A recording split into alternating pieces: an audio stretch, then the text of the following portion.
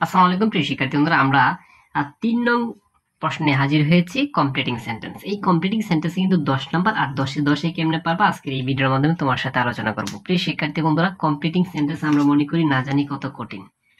এই যে completing sentence, complete করতে হবে একটা বাক্যকে, এটার অর্থ হচ্ছে কমপ্লিটিং সেন্টেন্স। আমি তোমাকে মাত্র কমপ্লিটিং সেন্টেন্স আমি কত ধরেছিলাম তোমাদেরকে? ৫ ধরেছিলাম। ৫ না, আজকের এই রুলের পরে, অর্থাৎ আজকের এই টিক্সের পরে, এই টেকনিকের পরে তুমি ৮ও পেতে পারো।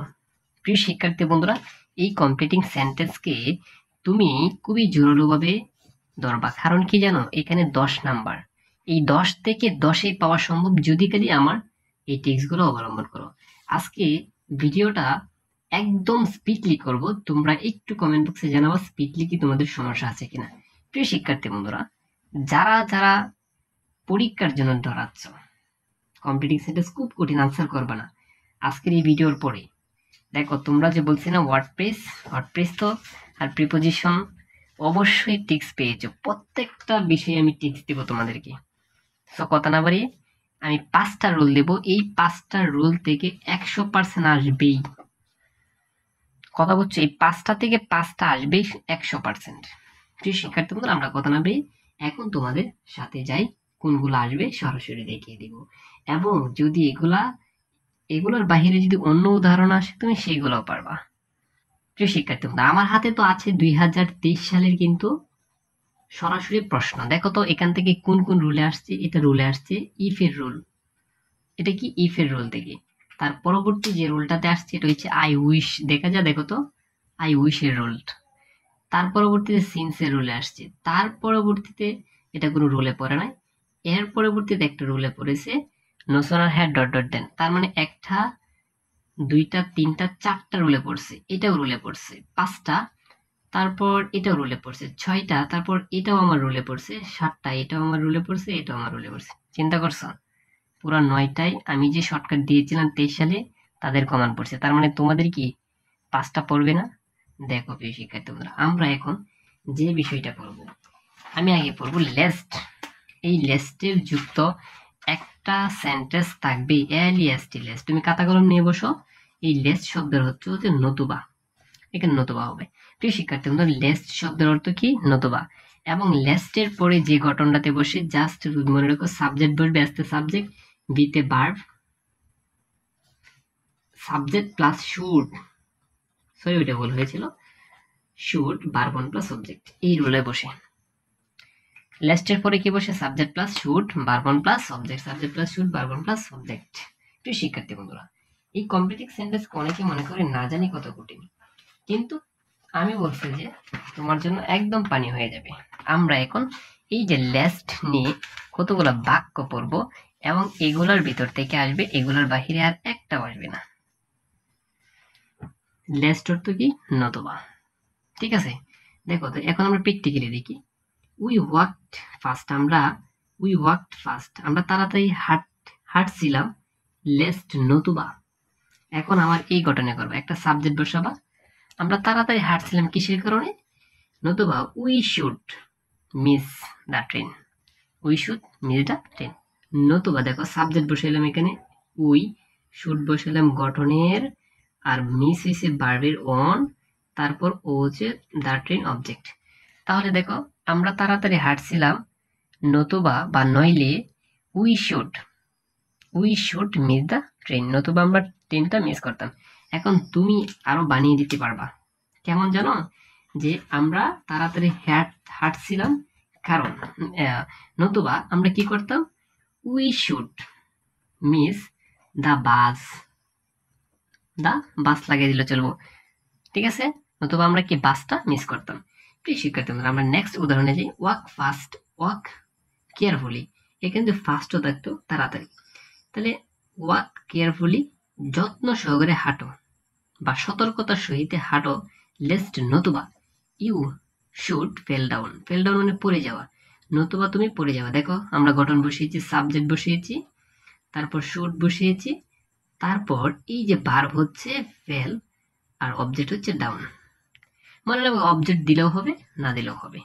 তাহলে আশা করি দুইটা বুঝতে পারছো। আরেকটা দেখো, he is studying hard studying hard, সে কঠোর পড়াশোনা করছে, লেস্ট নইলে সে কি করবে, ফেল করবে। তার মানে হি বসাইবা, সাবজেক্ট হি বসাইলাম, শুড বসাইবা, he should fail in the exam. In the exam হচ্ছে অবজেক্ট, এটা হচ্ছে সাবজেক্ট, এটা হচ্ছে শুড, আর এটা হচ্ছে ভার্বের ওয়ান, আর এটা হচ্ছে অবজেক্ট। ঠিক আছে, নতুবা সে ফেল করবে। তো ওয়ার্ক কেয়ারফুল লেস্ট, আবারও এটাই আসছে, এটা হচ্ছে ওয়ার্ক সতর্কতার সহিত হাঁটো, আর এটা হচ্ছে ওয়ার্ক কেয়ারফুলি লেস্ট সতর্কতার সহিত কাজ করো। নতুবা কি করবা, you should make, you should make silly mistake, এগুলো দরকারই নেই। ধরো ঠিক আছে, তুমি যদি বসিয়ে দাও যে ইউ শুড ফেল, এই পর্যন্ত লিখলেও চলবে, তুমি ব্যর্থ হবে, অবজেক্ট বসানোর দরকার নাই। তার মানে এটা থাকলে ইউ শুড ফেল এই পর্যন্ত লিখলেই চলবে, এগুলো বাদ, দরকার নাই। আমরা আরেকটা দেখি, he has to study regularly, তাকে নিয়মিত পড়াশোনা করার দরকার, লেস্ট নতুবা সে কি করবে, দেখো এটা তো সেম ভাবে বসাইতে পারো, হি should fail, he should fail, নইলে সে কি করবে, ফেল করবে। প্রিয় শিক্ষার্থী বন্ধুরা, যদি বুঝে থাকো, আমি একটা উদাহরণ দিতে, এটা আমাকে কমেন্ট বক্সে তোমরা জানাবা, এই উদাহরণটা আমাকে কমেন্ট বক্সে উত্তর করে জানাবা। বি অ্যাটেন্টিভ লেস্ট, মনোযোগী হও নইলে কি হবে, এটা আমাকে কমেন্ট বক্সে জানাবা। আর তোমরা রুল কি বুঝছো না, আমাকে অবশ্যই জানাবা। ঠিক আছে, আমরা এখন একদম সহজ একটা যাই, আর এটা থেকে আমি বলে রাখি, এটা থেকে এই রুল থেকে 100% আসবে। যদি তোমরা না বুঝো তাহলে বলবা যে স্যার আরেকটা ভিডিও দেন, আমি আরেকটা ভিডিও দেবো, কোনো সমস্যা নেই। এখন হচ্ছে it is time, it is high time, it is time, it is high time, এটার অর্থ হচ্ছে ইহাই উপযুক্ত সময় বা ইহাই সঠিক সময়। আমি বলে রাখি, এখান থেকেও 100% থাকবে, এই রুল থেকেও আমি 1 নং রুল যেটা বলছি 2 নং সেম ভাবে এই রুল থেকে 100% থাকবে। তাহলে দেখো, যদি তোমাকে বলে ইট ইজ, পরীক্ষার হলে কেমনে থাকবে, ইট ইজ হাই টাইম, ইহাই উপযুক্ত সময়, আর এখানে গ্যাপ থাকবে। ধরো আমি এটা বাদ, এটা দিলা না তুমি, তোমাকে জাস্ট বলছি ইট ইজ হাই টাইম, তখন উত্তর কি লিখবা, ধরো এখানে আসছে ইট ইজ হাই টাইম, তখন উত্তর কি লিখবা, উত্তর লিখবা দুইটা গঠন, it is time, it is high time, এর পরে মনে রাখবা এই দুইটা, এই যে একটা গঠন টু প্লাস ভার্ব ওয়ান বসিয়ে দিলে চলবে, আর একটা গঠন subject plus verb two plus object, এই দুইটা গঠনে করতে হবে। এখন তুমি করো, তাহলে it is high time, high উপযুক্ত সময় কিসের, পড়াশোনা করার। তার মানে তুমি যদি এখানে বসো যে টু রিড হয়ে গেছে, এই যে আমরা এই গঠনে করেছি, টু বসিয়েছি, একটা ভার্ব ওয়ান বসিয়েছি, ইহাই উপযুক্ত সময় পড়াশোনার, শেষ। এখন যদি তুমি বলো ইহাই উপযুক্ত সময় ইট খাওয়ার, এটাও চলবো, ঠিক আছে। ইহাই উপযুক্ত সময় তুমি লিখতে পারো টু এনজয়, উপভোগ করার, ঠিক আছে। প্রিয় শিক্ষার্থী বন্ধুরা, এখন অনেকে বলবে যে স্যার 2 নংটাতে বুঝান, ইহাই উপযুক্ত সময় একটা সাবজেক্ট বসাও। তাহলে দেখো এখানে আছে ইহাই উপযুক্ত সময় you give up this bad habit, ইহাই উপযুক্ত সময় তোমার খারাপ অভ্যাস ত্যাগ করার, এটাও হবে। তারপরে ইট ইজ হাই টাইম, ইহাই উপযুক্ত সময় উই, এই যে সাবজেক্ট দেওয়া আছে, we develop this virtuous in us, এই ধরো এটা মনে নাই তোমার, কিছু দরকার নেই। এখন তুমি তোমার থেকে লিখবা, ইহাই উপযুক্ত সময় we went here, we went here, এখানে যাওয়ার বা সেখানে যাওয়ার, শেষ। আশা করি বুঝতে পারছো। প্রিয় শিক্ষার্থী বন্ধুরা, দুইটা রুল কি বুঝছো?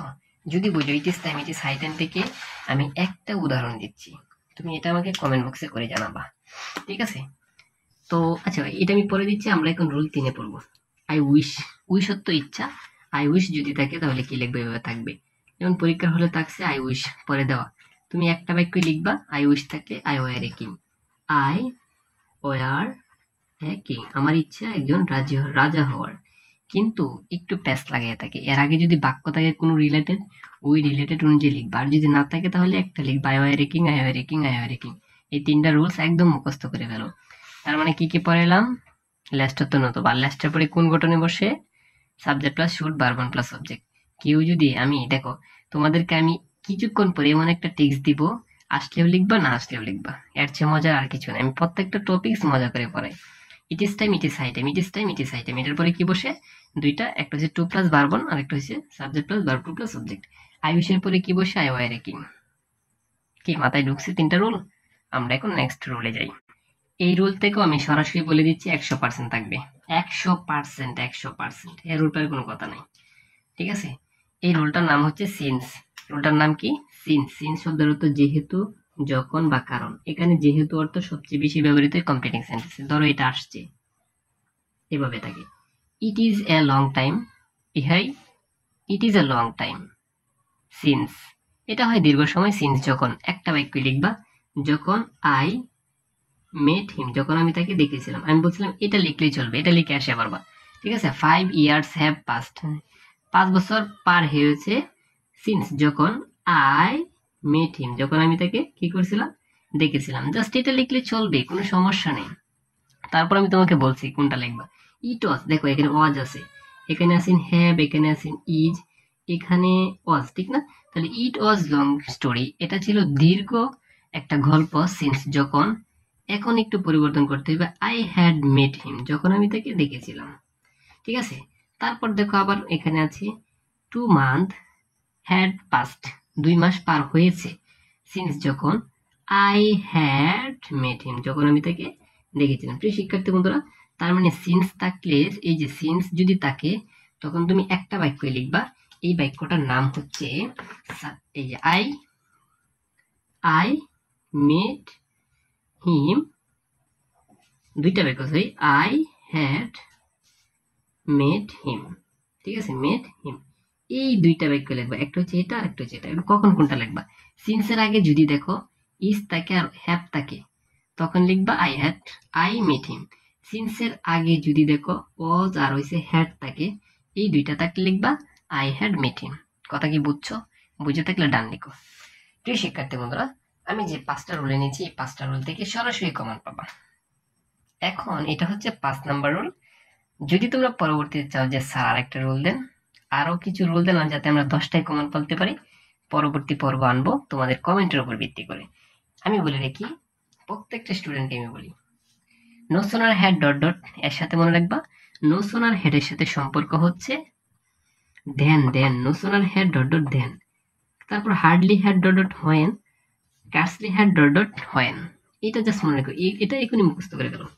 No sooner had dot dot then, no sooner had dot then, no sooner had dot then, hardly had dot dot than, hardly had dot dot when, scarcely had dot dot when. মুখস্থ হয়েছে? এটার অর্থ হয়েছে চলতে না চলতেই, করতে না করতে, পড়তে না পড়তেই, যেতে না যেতেই, ঠিক আছে। এই তিনটার অর্থ সেম, একই। চলতে না চলতে, যেতে না যেতেই, করতে না করতেই, পড়তে না পড়তেই। এখন কথা হচ্ছে স্যার, এইটার পরে সব সময় একটা ঘটনাই বসে, subject plus verb two plus subject, subject plus verb two plus subject. এখনো তোমার মাথায় ধরে না, কিন্তু এখন দেখো তোমার মাথা ধরবে। দেখো উদাহরণ দিচ্ছি তো, তাই। এই যে number, no sooner had reach the station, no sooner had, no sooner had reach the station, reach the station. Sorry, এখানে যদি আমি উই দিই, তাহলে no sooner had we reach the station, আমরা স্টেশনে পৌঁছতে না পৌঁছতেই। এখন ধরো এখানে বাক্য, প্রিয় শিক্ষার্থী বন্ধুরা, শুরুতেই কি আছে? নো সোনার হ্যাড, দেখছো নো সোনার হ্যাড, তাহলে নো সোনার হ্যাডের সাথে কার সম্পর্ক? দেন। নো সোনার হ্যাড, সরাসরি তুমি এখানে দেন বসিয়ে দিবা আগে, যদি না থাকে বাক্যে, কারণ নো সোনার হ্যাডের সাথে দেন সম্পর্ক, তাহলে দেন বসাবা। দেন বসানোর পর এই ঘটনা করবা। তাহলে এখন অর্থটা কি দেখো, no sooner had, no sooner had we reach the station, আমরা স্টেশনে পৌঁছতে না পৌঁছতে কি হয়েছিল? The train left.